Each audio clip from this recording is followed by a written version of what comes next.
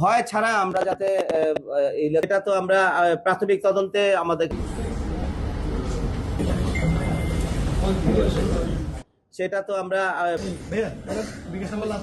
আসামি শিহাবুদ্দিনের হেফাজত থেকে তার ব্যবহৃত একটি ইয়ামাহা R15 মোটরসাইকেল উদ্ধার করা হয়। এই সংক্রান্তে আসামিদ্বয়কে পাঁচলাইশ থানায় 1 নম্বর যে মামলা 5/1/2025 ধারা 394 পেনাল কোড মূলে বিজ্ঞ আদালতে সোপর্দ করা হয়েছে। বিশ্ব সন্ত্রাসী মোহাম্মদ সাইফুল ইসলাম ওরফে বার্মা সাইফুল এর বিরুদ্ধে অস্ত্র আইনে মামলা 2টি, প্রতারণা মামলা 2টি, চাঁদাবাজি ছিনতাই মামলা 5টি, অপহরণ মামলা 1টি, দস্যুতা মামলা 1টি, বিশেষ ক্ষমতা আইন মামলা 3টি, বিস্ফোরক আইনে মামলা 2টি, মারামারি জখম সংক্রান্ত মামলা 18টি সহ মোট 34টি মামলা তথ্য পাওয়া যায়। এছাড়া তার বিরুদ্ধে বিভিন্ন থানায় 17টি গ্রেফতারি পরোয়ানা মুলতবি আছে।